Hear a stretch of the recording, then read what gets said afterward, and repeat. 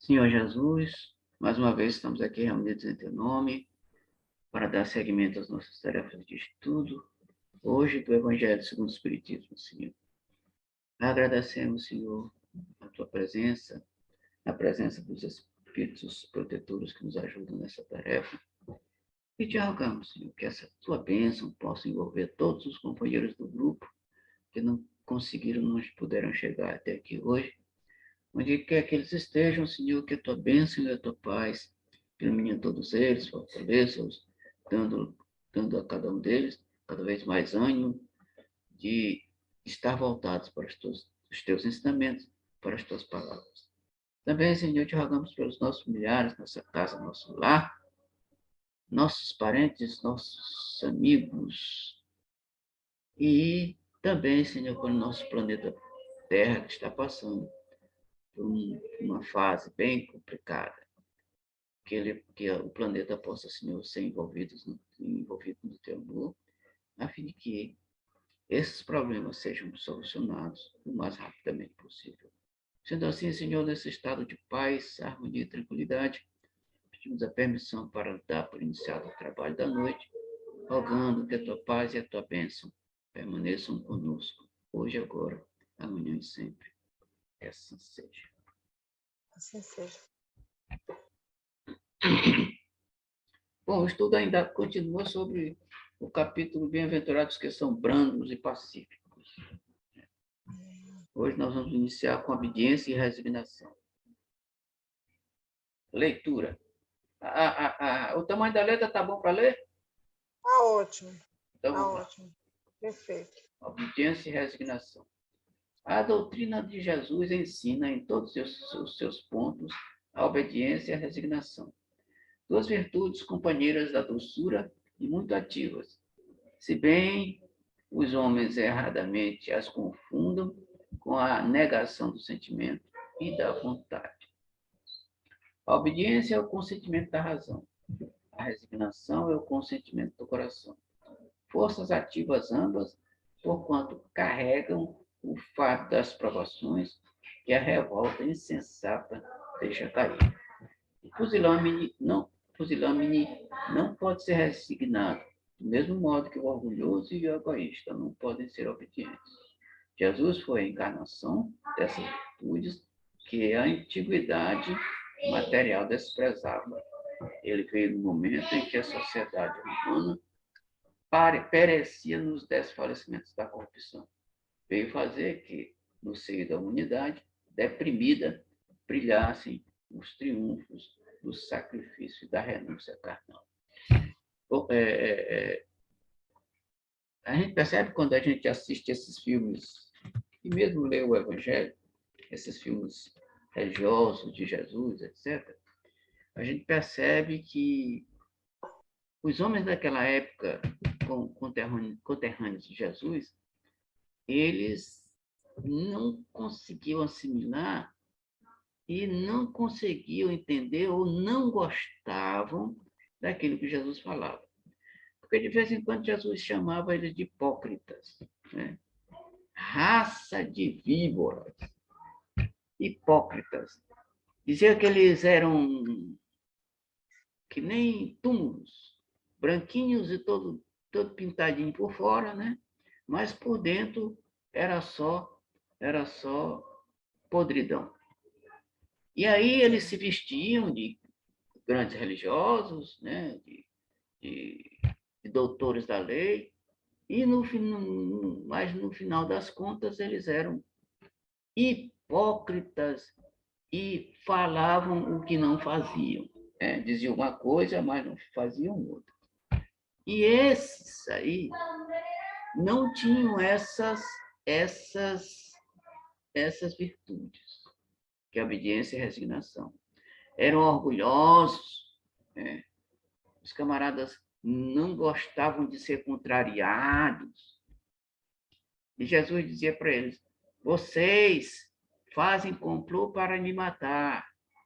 Mas aí começava a fazer a pregação e mostrando para eles o quanto eles estavam errados. Ou seja, não estava mostrando só para eles, estava mostrando para nós também.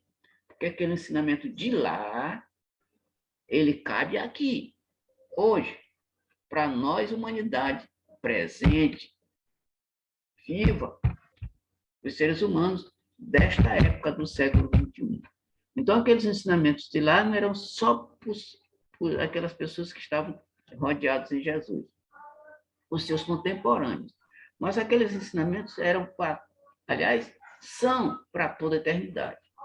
São para eles, para nós, o pessoal que vai nos suceder, e daqui a milênios, ou séculos e séculos adiante, essas palavras ainda serão ensinamentos fabulosos para que nós aumentemos o nosso quinhão de virtudes. Então, o nosso objetivo é transformar os nossos defeitos, que nós temos muitos, né? Se a gente colocar no papelzinho aqui e começar a escrever, a gente vai descobrir um monte de defeitos que nós temos, e que às vezes a gente nem se dá conta. Só porque a gente erra tão automaticamente naquele defeito que às vezes a gente nem percebe ele direito. Então, a gente poderia fazer uma listagem deles e tentar, de vez em quando, ou aos poucos, tentar modificando esses defeitos e transformá-los em qualidade. Esse é o objetivo do estudo e do capítulo do Evangelho de hoje. Quer comentar alguma coisa? Quer perguntar? Não, senhor. Então, vamos lá.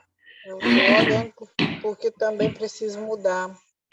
É nós, todos nós. É tão sutil quando a gente pensa que não, a gente já está errando, né?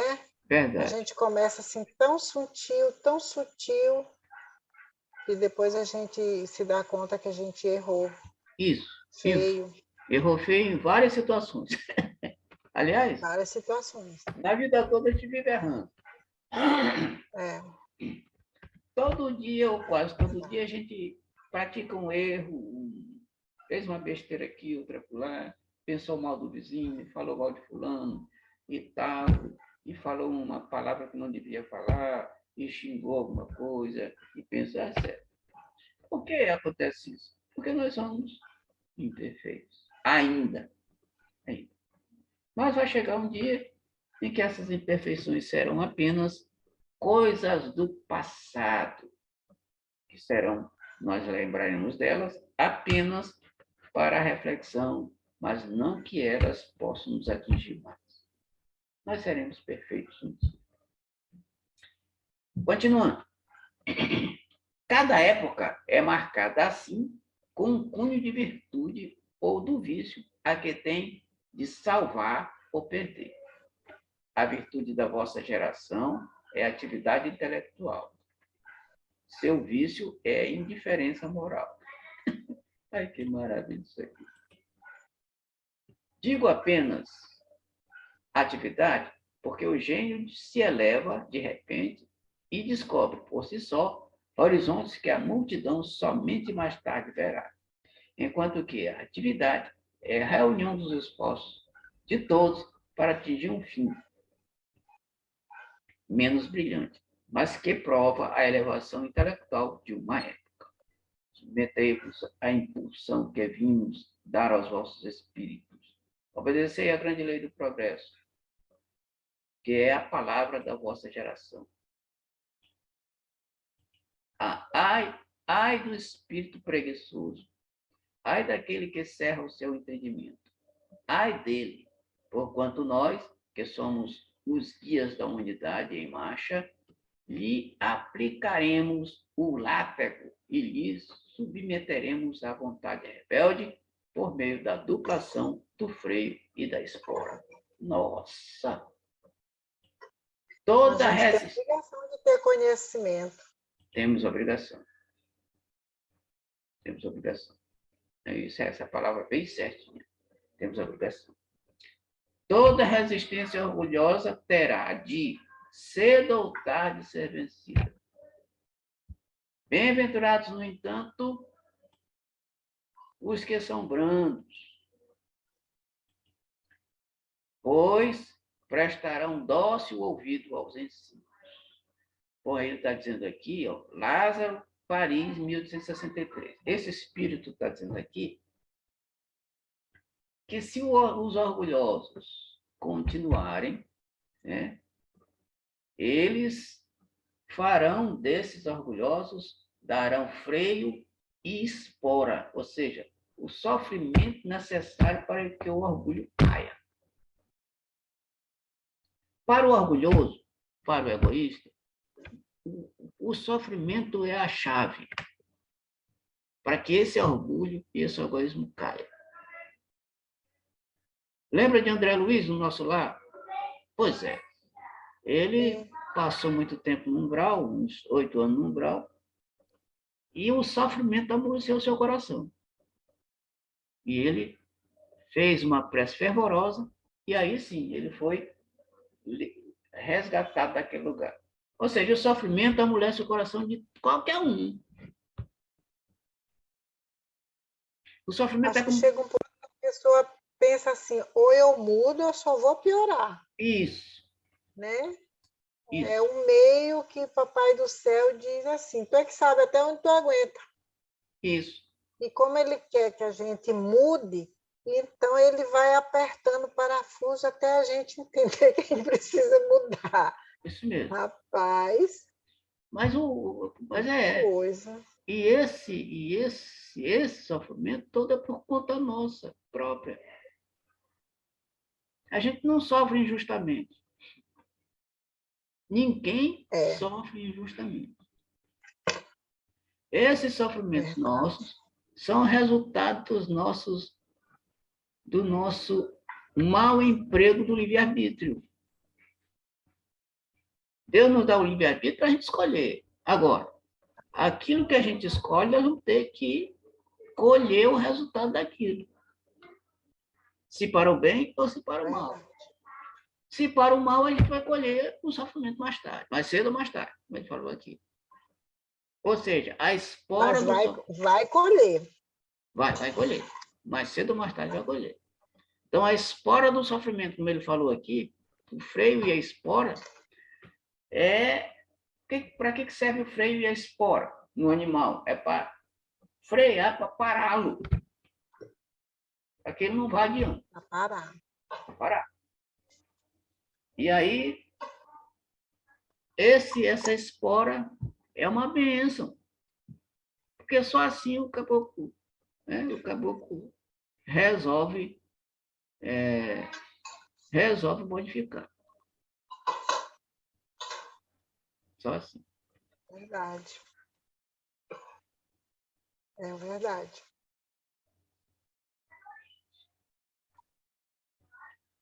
A cólera. O orgulho vos induz a julgar-vos mais do que sois.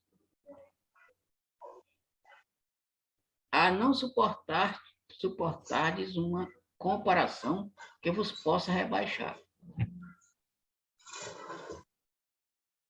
A vos considerardes, ao contrário, tão acima dos vossos irmãos, quer em espírito, quer em posição social, quer mesmo em vantagens pessoais, que o menor paralelo vos irrita e aborrece. O que sucede, então? Entregai-vos à cólera. O orgulhoso se ofende rapidinho. Entregai-vos à cólera. Pesquisai a origem desses acessos de demência passageira que vos assemelham ao bruto, fazendo-vos perder o sangue frio e a razão. Pesquisai, e quase sempre deparareis com o orgulho ferido. Que é o que vos faz repelir, coléricos, os mais ponderados conselhos, senão o orgulho ferido por uma contradição? Até mesmo as impaciências que se originam de contrariedades, muitas vezes pueris, decorrem da importância que cada um liga à sua personalidade, diante da qual entende que todos se devem dobrar. Bom, no geral, no geral, as pessoas que têm poder, as pessoas que têm poder, aqui o poder ele pode girar em torno de dinheiro, posição social, né? e outras coisas.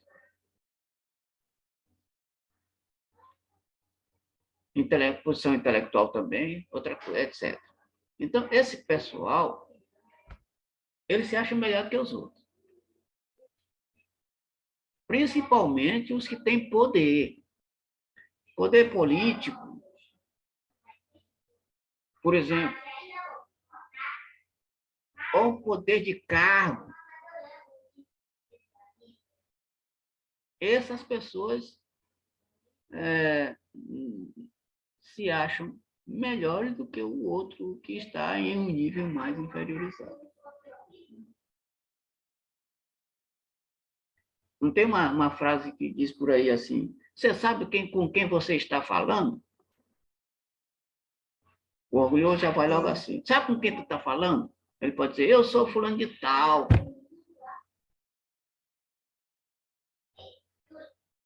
Justamente para intimidar o outro. Você é um ignorante, você não sabe de nada, é um analfabeto. Já vai ofendendo o outro, porque se acha melhor que o outro. E aí, quando chega do lado de lá, este livro aqui, que nós estamos estudando, tem uma passagem que uma determinada rainha de França, uma mulher que foi rainha aqui na Terra, achou que quando chegasse lá no plano espiritual, ela deveria também ser tratada como rainha. Mas se decepcionou, porque lá a posição social que ela ocupava não importa coisa nenhuma. Era rainha aqui, mas lá, quem era súdito dela estava bem mais acima do que ela. Era mais superior. Então, os títulos ficam todos aqui. Os títulos de governador, prefeito, presidente, desembargador, promotor, advogado, não sei o quê, não sei o quê. Esses títulos ficam tudo aqui. E o pior, não ajuda em nada do lado de lá. A não ser que o elemento usou o título para o bem, para beneficiar o próximo. Aí sim. Mas, no geral, o que a gente vê é outra coisa.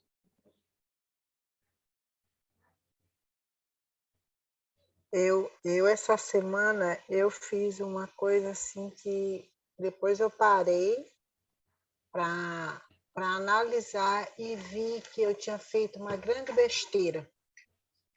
E eu pedi assim, até que Jesus me ajudasse a não cometer mais. Algum tempo atrás, eu tive um parente que andou falando umas coisas de mim.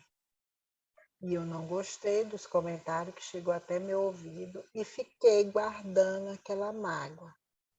Como esse agora falou bem aí, né? Que muitas vezes o que é a cólera é somente porque alguém discorda com Isso. ferido, orgulho ferido, então algo. Aí essa semana a gente aqui entre família conversando e eu falei assim umas coisas que eu tava bem chateada. E o pior é que nós dois nem se conhecem, nem ele me conhece, nem eu conheço ele. Até falei um segredo. Até falei um segredo que até então era segredo para outra pessoa e eu acabei descobrindo foi o segredo. Mas era como se fosse assim, uma forma de eu também machucar ele, mas depois eu Vingar, se fiquei... vingar. Aí depois eu digo, mas rapaz, que besteira que eu fiz. Eu deixei um sentimento tão Dominar. baixo me dominar. Isso. Eu digo, aí eu me lembrei de várias palestras que a gente teve, de quando eu fiz isso, na realidade eu só estou prejudicando uma pessoa, a mim mesmo. Eu estou simplesmente provando do meu veneno. Estou me envenenando, porque essa pessoa não está nem aí. Na realidade, nós nem se conhece. Apesar de sermos parentes, a gente não se conhece. Mas como eu soube de um comentário que ele fez a meu respeito, eu fiquei com uma aversão total a ele. Então, tudo que se diz respeito a ele me dá raiva. Aí, e eu deixei esse sentimento, agora o senhor falando bem aí, e realmente foi isso. Na realidade, eu senti o quê? O meu orgulho ferido, o meu egoísmo, né? Isso. Egoísmo, né? Que está dizendo aí? Na realidade, é o egoísmo que, quando está ferido, a gente fica ressentido. Quando aquela pessoa não concorda com algo. É o orgulho. É o orgulho. Isso. Opa. Então, eu deixei. Foi aqui, eu que bati aqui. Desculpa aqui. Então, eu deixei o meu orgulho. Eu dei asas para ele naquele momento, que não foi uma coisa legal. Agora o senhor falando, eu falei, rapaz, sabe que foi exatamente isso que eu fiz? Eu deixei uma coisa tão besta, tão banal, eu dei asa para esse sentimento. Eu fiquei com vergonha depois, que depois eu me lembrei tudo o que a gente estuda. Eu digo, não, eu não. Não é que a gente vai abraçar a pessoa e botar debaixo do braço. Isso aí, né? Mas também não pode ficar remoendo. Alimentando isso. Isso. Remoendo. E agora o senhor falou certinho aí. Olha que coincidência. Talvez eu precisasse ouvir. Tá vendo? Essas reflexões são interessantes para que a gente se lembre daquilo que a gente fez e procure começar a não fazer das próximas vezes. Mas é assim mesmo.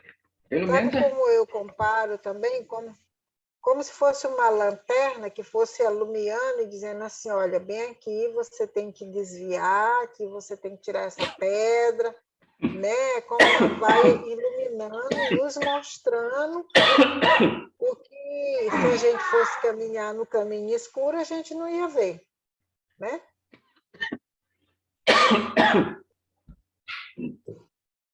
Muito interessante. Eu espero não repetir, mas foi feio. Até eu fiquei com vergonha de mim mesma. Eu digo, mas que coisa feia que eu fiz. Passei o dia me remoendo. Por que eu deixei esse sentimento tão pequeno fazer isso? Mas tá bom, bora lá. E me engasguei aqui. Fica tranquilo. Pode tossir à vontade. Parece que quando começa a tossir assim, coçar a coça, dá vontade a gente meter a unha e coçar lá na garganta.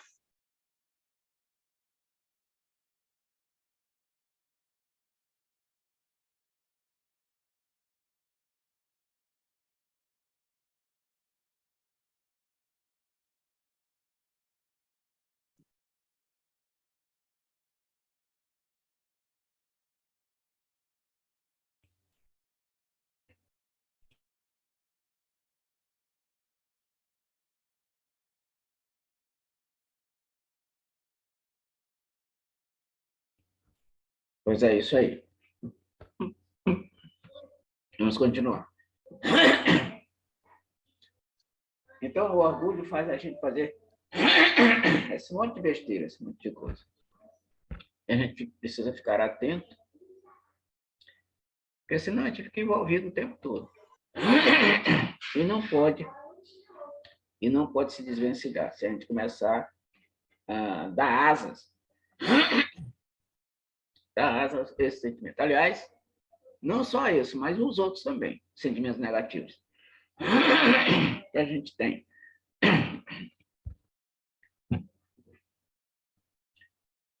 Continuando a leitura. Em seu frenesi, um homem colérico a tudo se atira. À natureza bruta, aos objetos inanimados, quebrando-os porque lhe não obedecem. Se nesses momentos pudesse ele observar-se a sangue frio,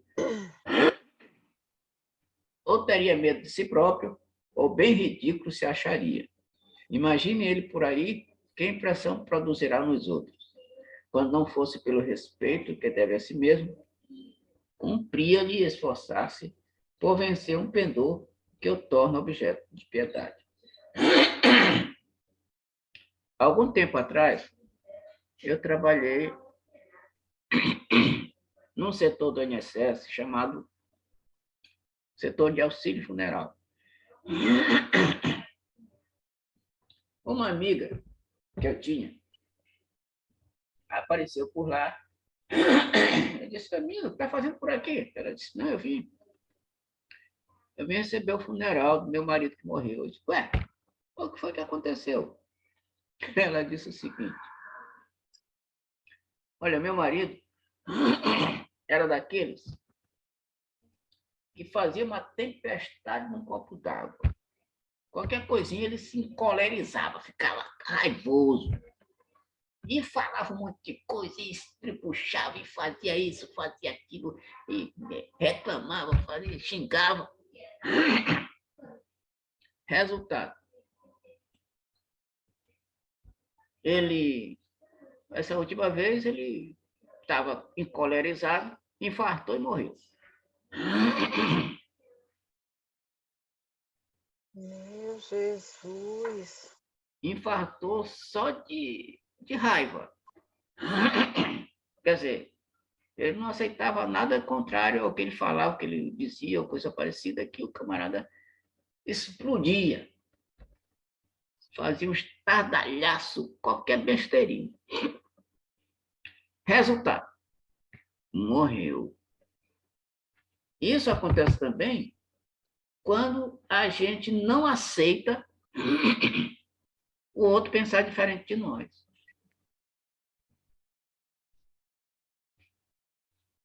Não aceita o outro pensar diferente de nós. Mas 2 semanas atrás, não sei se eu te contei, eu recebi um zap de um vídeo em que um padre, comentando no seu sermão, que uma evangélica perguntou para ele na internet que ela era evangélica, se ela estava errada. Ele disse que ela estava errada sim. Porque a religião dela foi uma religião fundada por homens. E a religião que é fundada por homens não é verdadeira. A religião verdadeira é a religião católica, porque ela tem a Eucaristia, as outras não têm. E para ela ter cuidado, senão ela ia para o inferno, por conta disso. Aí eu caco meus botões, assisti um vídeo e disse, mas peraí, quem foi que disse que a Igreja Católica foi fundada por Deus ou por Jesus? Ele disse que a religião dele foi fundada por Jesus. O que é um erro. O que não é verdade. Jesus não veio aqui e não fundou religião nenhuma. Nenhuma. Nenhuma. Verdade. Não fundou nenhuma religião. Então, ele não pode afirmar de que Jesus fundou a Igreja Católica. Quem fundou a Igreja Católica foi um homem também. Logo, se é religião fundada por homem, também não serve. Como é possível uma pessoa que... Um padre, a gente acha que o padre é sempre um cara inteligente. E esse caso aí é um autoridade máxima, né? E esse caso aí é um caso de preconceito. Isso aí é preconceito. Quem foi que disse que religião salva? Religião não salva. O que nos salva são as nossas atitudes. As religiões são caminhos que levam à salvação. Desde que, nesse caminho, nesse trilhar daqui até lá, a gente faça alguma coisa que mereça, quando chegar lá, algum mérito, que tenha mérito.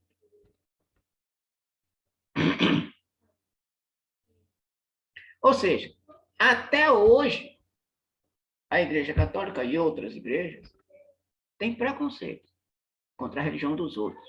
Mas qual é o problema de eu pensar diferente de outro? Qual é o problema?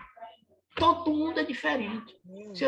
Se eu escolhi uma religião, eu me dou bem com ela, tudo bem. Se fulano de tal escolheu a religião evangélica, se ela se dá bem, ótimo. Se o católico escolheu a católica, ótimo. Se ele se dá bem, ótimo, graças a Deus. Que ele fique lá na dele, fazendo o trabalho dele. Exemplo, o Chico Xavier, na época do Chico Xavier, lá em Uberaba, ele tinha um padre, ele conheceu um padre que ficou apaixonado pelo Espiritismo. Aí chegou até o Chico, depois de algum tempo disse, Chico, eu vou fazer o seguinte, eu vou deixar a Igreja Católica e começar a trabalhar no Espiritismo. O que você acha? E o Chico disse para ele o seguinte, não, meu filho, não faça isso. A sua missão é lá. A sua missão é lá. É lá que você vai ajudar as ovelhas do Pai a ser sua igreja. A sua missão é lá. Ou seja, se fosse outro, dizer, não, meu filho, vem para cá mesmo, fica aqui na nossa religião, que a nossa religião é melhor. Verdade. Não. Chico disse que não existe nenhuma religião melhor que outra. Não existe, Chico disse, nenhuma religião melhor que outra. Ou seja, agora, dizer que a outra não presta, que a outra está errada, aí é complicado. Está querendo dizer que só dele é que está certo, só dele é que salva. E isto não procede. Isso não procede.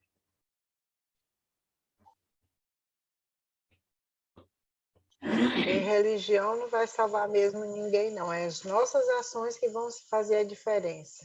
Isso. Agora é o seguinte. Exatamente. Exatamente. Agora é o seguinte. Este vídeo, eu já espalhei para um monte de gente, para os grupos aí, dizendo, olha, esse padre aqui é preconceituoso. Vou espalhar. Porque isso é uma maldade. Como é que o camarada disse que só dele é que presta, dos outros não presta? É uma maldade. E mostrando para os companheiros que eu já mandei para o Zap, muita pessoa, muita gente, que o padre preconceituoso não aceita a diferença.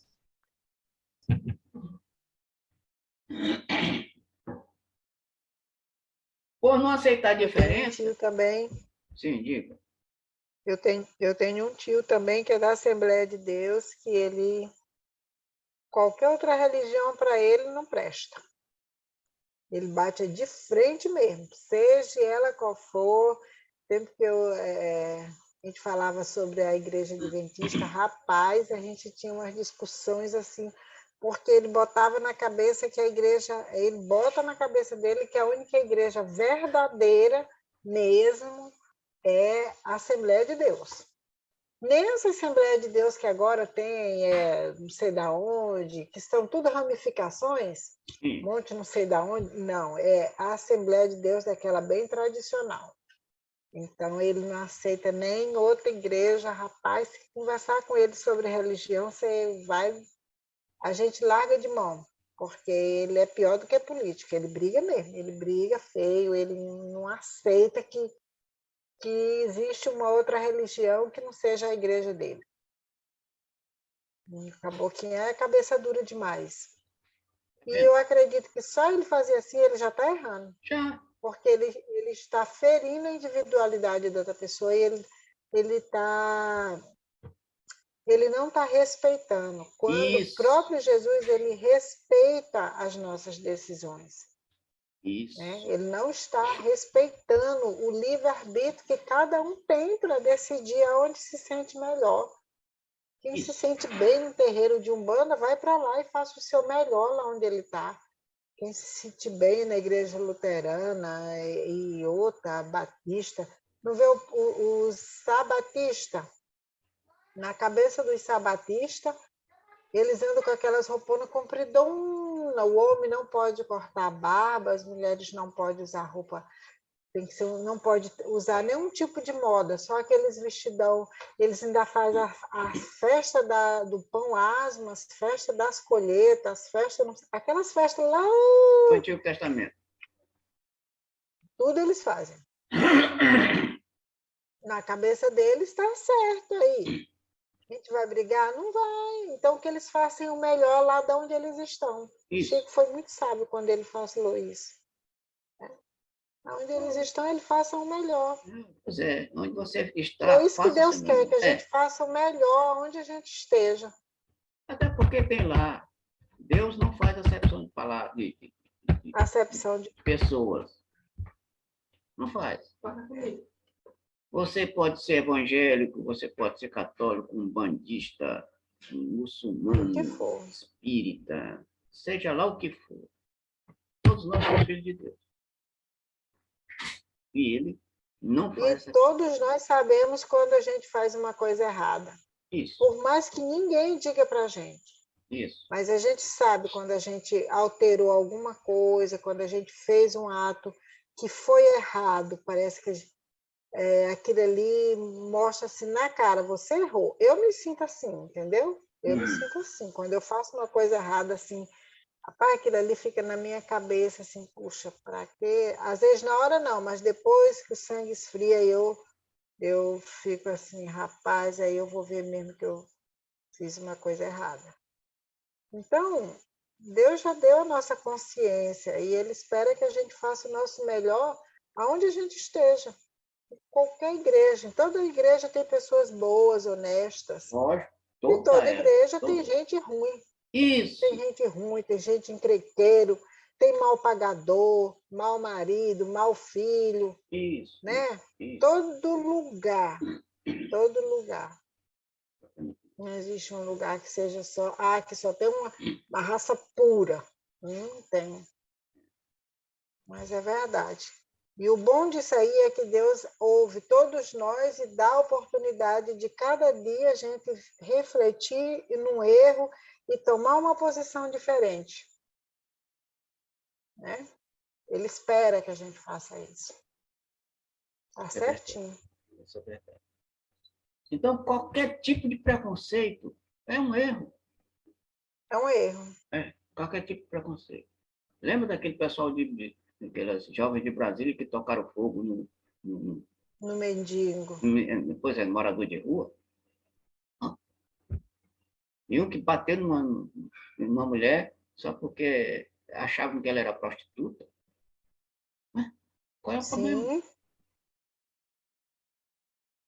Aí eu me lembro da frase de Jesus que diz: os pagadores de impostos e as prostitutas entrarão primeiro do que vocês no reino dos céus. Porque um dia também eu li alguma coisa sobre Chico que ele falava assim que ele ia, parece que na rua e tal, ele com outra pessoa e tinha um mendigo. E ele foi lá e cumprimentou o mendigo e tal, e a outra pessoa falou alguma coisa a respeito daquele mendigo, tipo assim, que era mendigo, que ele dava atenção, e ele falou que a áurea, a luz que refletia daquele mendigo era muito forte, estava além do que estava do lado dele. Então, a gente é muito propenso a julgar pela aparência das pessoas. Pela situação financeira. Pela situação, pela roupa. E a gente não consegue olhar assim, as ações lá, o interior da pessoa. É muito triste essa posição que a gente tem. Né? A gente julga muito pela aparência. Realmente. Verdade. É uma loucura. Continuando a leitura. Temos muita coisa para mudar, né?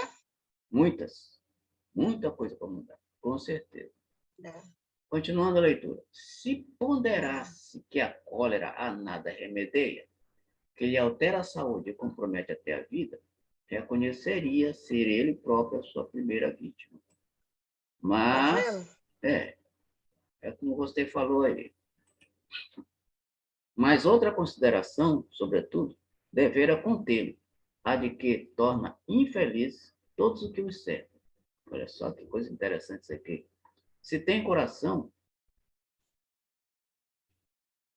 não lhe será motivo de remorso fazer que sofram os entes a quem mais ama. E que pesar mortal se, num acesso de fúria, praticasse um ato que houvesse de deplorar toda a sua vida. Aí aqui, ó. Às vezes, no acesso de fúria, o camarada mata uma pessoa, mata alguém, mata tal. Faz uma coisa que vai se arrepender pro resto da vida. Depois que a fúria, que a raiva passa, ele vai cair em si e diz, meu Deus do céu, o que foi que eu fiz? Ou então, um acesso de fúria morre, como eu falei anteriormente, do marido da minha amiga. Né? O camarada, num acesso de raiva, teve um infarto. E esses acessos de fúria que a gente vê no trânsito, né? Às vezes a pessoa mas no trânsito, Jesus, tem gente que sai do sério, xinga outro e parte para a briga mesmo, puxa até arma. Por causa de uma besteira, né? Uma besteira. Não tem nem motivo para ficar com raiva, ainda mais de matar outro, querer matar, bater. É impressionante como o ser humano é doido, é maluco. É impressionante como nós somos estranhos. Nós somos estranhos. Continuando. Em suma, a cólera não exclui certas qualidades do coração, mas impede se faça muito bem e pode levar à prática de muito mal. Isso deve bastar para induzir o homem a esforçar-se para dominar. O espírito, ao demais, é concitado a isso por outro motivo, o de que a cólera é contrária à caridade e à humildade cristãs. Então, a gente tem que fazer controle. Controle. Eu não te passei o livro Inteligência Emocional? Sim. Ali é só controle de emoção. Controlar a raiva. Ali ensina mesmo. Isso. Controle. É só aquilo lá, o estudo é só falando sobre isso. E olha que é um livro bastante volumoso. Ou seja, quem sabe... Diga. Nós, habitantes do planeta Terra, nós ainda temos que mudar muito. Muito, muito, muito, muito. Porque a gente ainda vive nessa áurea muito pesada de dar muito valor para esse sentimento tão mesquinho, né, que arrasa a vida da gente, daqueles que gostam, que estão do nosso lado. Meu Deus. Isso é um espelho. Impressionante como isso acontece. É muito impressionante. Então, a raiva, além do mais, gera muitas doenças. O rancor, a ira, o ódio, acumulando doenças, câncer, problemas gástricos, vários tipos de problemas. Então, quem fica o raivoso o tempo todo, esse não demora muito para ser acometido de um monte de doenças graves que vão levar à morte.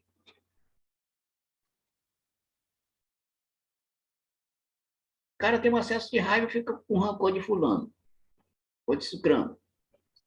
E ele começa a alimentar aquele ódio, aquela raiva. Começa a alimentar.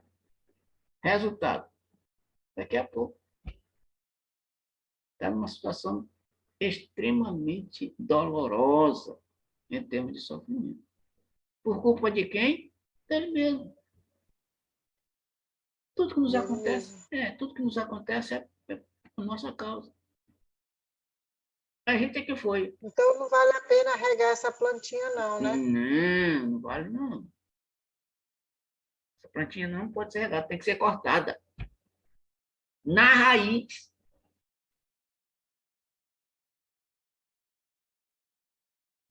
Porque... Eu acho que podar essa planta é como deixar de fumar. No começo ela vai incomodar, mas se você não ceder à vontade, chega uma hora que ela já não lhe incomoda mais. Isso. Verdade. Você começa, é uma espécie de luta. Porque, na verdade, essa luta interna nossa contra os defeitos é muito grande. Não é fácil. Não é fácil. Eu tenho uma colega de serviço que uma vez ela me disse que o marido dela fumava demais. E ele simplesmente resolveu, não, vou parar de fumar. Aí disse que parou. 10 dias depois, ele começou a sonhar que o cigarro corria atrás dele. Olha só que sonho doido. O cigarro correndo atrás dele. Ou seja, o cara estava tão envolvido com a coisa, passou um tempinho sem, a coisa estava atrás dele.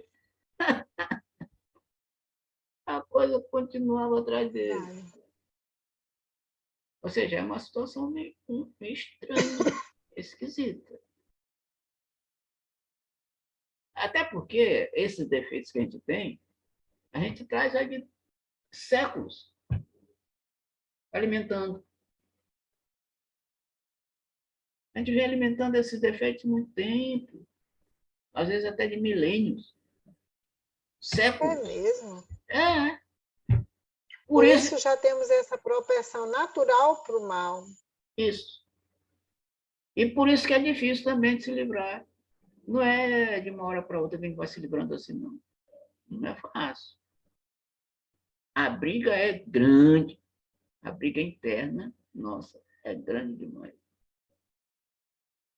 É mesmo? É grande demais.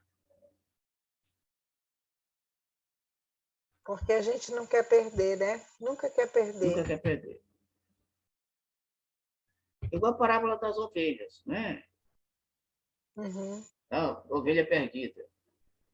O pastor está aqui com 99 salvo, tem uma que não apareceu, ele vai atrás, está perdida. Ele vai atrás. Está perdido, o pastor vai atrás. Procura, procura, procura, até quando acha. Quando acha, fica feliz. Ou seja, conseguiu resgatar a ovelha que estava perdida. A ovelha perdida somos nós. Ele procura a gente, procura, procura, procura, e a gente está querendo se esconder dele, né? A gente fica se escondendo dele, para que ele não ache. Quando eu digo se escondendo, é praticando esses defeitos que a gente tem o tempo todo. O tempo todo. E aí, no dia que a gente consegue se livrar de tudo que ele segura, a gente abraça e carrega para o redil, que é o local de salvação. As 99 não já estão salvas? Já estão salvas. Falta só eu. Só faltamos nós. Aí, quando ele consegue trazer a gente no braço, colocar dentro do redil, junto com as 99, a felicidade é grande. Ele não fica feliz pelas 99 que já estão salvas. Ah, essa aí não, já estão salvas. Felicidade é aquela que está perdida, e o camarada tem que, né, ser salvo por ele. Verdade. Vou contar uma história aqui rapidinho para a gente encerrar.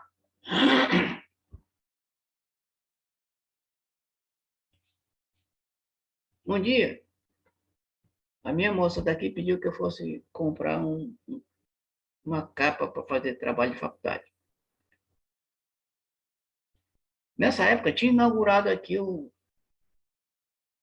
Shopping da Ilha. Uhum. Aí a primeira vez que eu fui lá, entrei e fiquei passeando por lá e tal. Comprei a tal da pá. Fiquei passeando, de repente, chegou a hora de ir embora. Chegou a hora de ir embora. Eu digo, ué, como é que eu vou sair daqui? Não sei como é que eu vou sair daqui. Meu Deus, que situação. Foi. Eu digo, meu Deus, como é que sai daqui? Eu entrei, não sei mais como sair. Não consegui lembrar. Não, fiquei perdido lá, perdidinho. Eu digo, eita, e agora? Aí, mano, todo shopping tem aquele pessoal que fica dando informação, né? Não tem um pessoal que fica, Uhum, parece um sim. guardazinho bem feitidinho, homem, É. mulher, que fica dando Uhum, informação e pergunta. Aí eu me aproximei. sim. Geralmente nas entradas. Isso.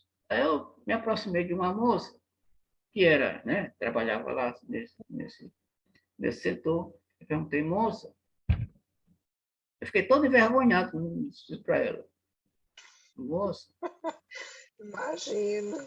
moça, eu estou perdido, onde é que a gente sai aqui? Ela fez um ar de riso, ela fez um ar de riso, e eu imaginei, pô, ela vai perguntar, menino, cadê tua mãe? Eu pensei aqui, Que ela vai perguntar, menino, situação, seu menino, Rubens. cadê tua mãe? Mas aí ela fez um sorrisinho e disse assim, você está vendo essa porta grande bem atrás de você? Aí eu virei, estou. Aí disse, ó, essa aí é a saída. Se você sair, vai dar lá na Daniel de Latouche. Aí eu disse, eita. Agradeci, aí aliviado. Quando cheguei lá na avenida, atravessei a avenida, peguei o carro do outro lado, Aí peguei o carro, comecei a dirigir para ir para casa, para vir para cá, para casa. Aí eu estava Uhum. imaginando, olha o caso da perdição. Eu estava perdido, mas a solução para quem está perdido é pedir ajuda. Pedir ajuda. E aí, A, e a solução está bem pertinho e a bem gente não pertinho, consegue a gente não consegue chegar. enxergar porque a gente não sabe. Pois é. Aí eu vim refletindo, rapaz, olha, pedir ajuda, quem está perdido é só pedir ajuda. Então é a história daqui, do que a gente está comentando. Ovelha perdida, o que a gente faz? Pede ajuda. É o mesmo caso de André Luiz no nosso lar. Quando desencarnou, foi para o plano espiritual, passou 8 anos no umbral, sofrendo. E aí, de tanto sofrer, amoleceu o coração e ele pediu ajuda através de quê? Da prece. Da prece. Fez uma prece extremamente fervorosa e depois da prece, parece não, com certeza a vibração espiritual dele aumentou e foi o suficiente para que ele fosse resgatado, tirado de lá. Mas ele precisou reconhecer que ele precisava de ajuda. Precisou reconhecer que estava perdido, que precisava de ajuda. E aí pediu. E quando pediu, o que Jesus diz? Batei. A ajuda chegou. A ajuda chegou. O que Jesus diz? Batei e abre-se-vos-á. Pedi e achareis. Porque todo aquele que pede, recebe. Recebe. Então, quando estivermos perdidos, peçamos ajudas. Em qualquer situação. Mas há momentos que a pessoa está perdido e não sabe que está perdido, e o pior, se ele não sabe que está perdido, ele também não pede ajuda. E ele continua ficando tentando descobrir onde é que está sozinho. Aí, nesses casos, fica batendo cabeça até ele entender que ele precisa de ajuda. Pois é. Aí foi o caso de André, que ficou 8 anos, né, da gente, de cada um de nós, que às vezes fica batendo a cabeça, quando na realidade é só a gente pedir para Deus nos auxiliar, nos mostrar a saída, né? Uhum. É. Quem está perdido, que não sabe que está perdido, uma hora vai perceber que está perdido. Verdade? Agora, tem uns perdidos realmente que sabe que tá perdido, mas não pede ajuda.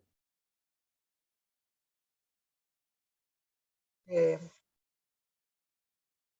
não pede ajuda. Não pede ajuda. É aquela história da frase, o E ditado popular. geralmente, quando chega ajuda para essa pessoa, ele também não recebe nem reconhece como É, uma ajuda. Por isso que Deus deixa ele sentir a necessidade da ajuda, que aí ele reconhece. isso. E segura aquela oportunidade. É, bom. Acho que é isso mesmo, viu? É Isso aquele, mesmo, irmão. é aquele ditado popular. O pior doente é aquele que não quer se Aquele curar. que não quer ver. O pior cego é aquele que não quer ver. Às vezes a gente é cego com os 2 olhos enxergando bem.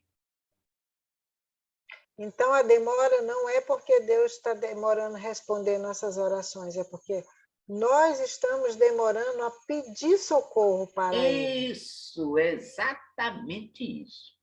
A demora é por nossa culpa, por nossa conta. Até porque, quando André Luiz foi resgatado, ele perguntou depois, mas ficar, por que, que eu não fui resgatado logo? Por que, que eu fiquei nesse tempo todinho? Disseram para ele o seguinte, ó, a ajuda estava perto de você e você não percebeu. Ou seja, se ele tivesse com 4 anos, com 1 ano que tivesse lá, tivesse pedido ajuda, olha só, ele teria sido resgatado. Mas é possível que o orgulho dele, né? A gente não acabou de ler que o orgulho depois, o orgulhoso tem que ser através da espora, do freio da espora. Pois é, o orgulhoso, um freio espora, com sofrimento até que ele desperta. Pois é, disseram para ele, olha, a ajuda estava próximo de você, só que você não percebeu. Você não percebeu. Isso também acontece conosco. A ajuda está do nosso lado e a gente não percebe.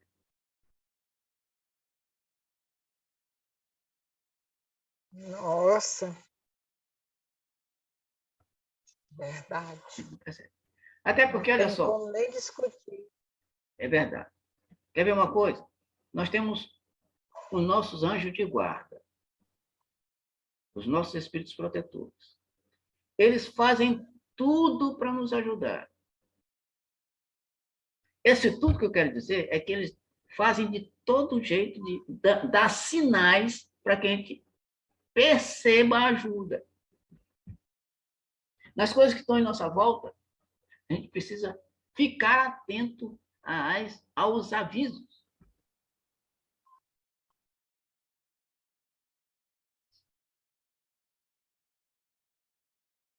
Mas se a gente não tem condição de perceber, aí fica difícil. Aí vai sofrer, sofre, até que resolve pedir ajuda. Percebe a coisa em si. Muito bem. Alguma pergunta? Quer comentar alguma coisa? Não, não. Tá ótimo. Muito bem. Então, vamos ficar por aqui. Na próxima reunião, daqui a 15 dias, nós vamos voltar a este item aqui do Evangelho. Tá? Porque na próxima sexta é a Bíblia. Já é a Bíblia. Isso. Uhum. Esse comentário está na página dos 206, não é? Que comentário? Esse Desse que a aqui? gente estava lendo? É. 206, Eu é? tenho um evangelho. Eu vou dar mais uma lida nele aí, porque foi muito, muito belíssimo. Mas o teu Evangelho, Tá bom. tu tem o Evangelho em PDF? Não. Não, eu tenho um livrinho. Não, então tu tem. Às vezes não coincide. O PDF não coincide a mesma página com o livrinho. Ah, tá. Bem-aventurados que têm puro coração, tu vai lá no item 10. Ó, Ah, olha aqui, ó. O tema é esse bem aqui, ó. A cólera. então eu vou procurar esse tema. Isso. Fica melhor. Bem-aventurados que têm puro coração. O capítulo é esse. Tá Aí, bom. vai no item a cólera. Tá. Tá? Porque tem diferença de Tem diferença de página, né? página, porque em PDF é uma coisa e no livrinho pode ser. Tem página diferente. Sim. Bom? Tudo bem. Obrigada. Então, Então, faz a prece para nós, Val. passo sim. Vamos Então, fechar nossos olhos. concentrados. Senhor Jesus, de primeira mão, quero lhe agradecer por esses momentos de estudo, de observação, de leitura, onde podemos observar aonde estamos pisando, nossos erros, nossas faltas, o que precisa mudar nos nossos caminhos. Te peço ajuda, Pai querido, que a gente possa nos derramar nas suas mãos e permitir que essas mudanças sejam feitas nas nossas vidas. Obrigado por esses momentos de conhecimento adquirido. Da mesma forma, quero lhe pedir que o Senhor nos dê uma noite de repouso, com sono tranquilo e reparador, e um acordar, um despertar com saúde, alegria e paz dentro dos nossos corações. Seja com cada um dos nossos amigos, familiares, o restante do grupo que por algum motivo não puderam estar presentes, mas o Senhor os conhece também e os visita.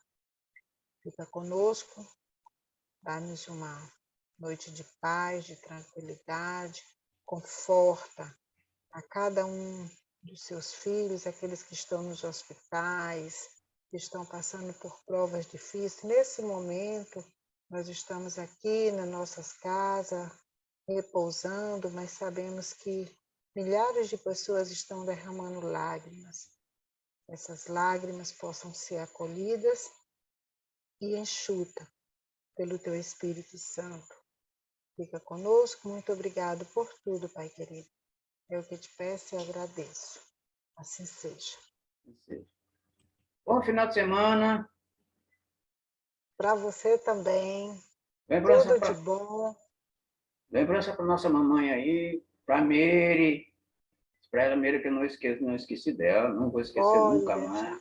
Eu sempre digo para ela que o Senhor nunca esquece dela. Okay. Vou orar para Deus tocar no coração dela, para ela vir também estudar. Beleza. Muito bem. Boa noite, um abraço. Boa noite, abraço. Tchau. Até na sexta. Tchau. Vou te mandar os livros.